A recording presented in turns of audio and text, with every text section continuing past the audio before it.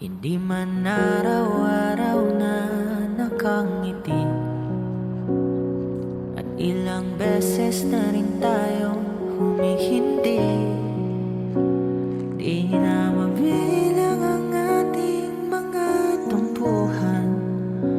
Away ba't di natin di na namamalayan?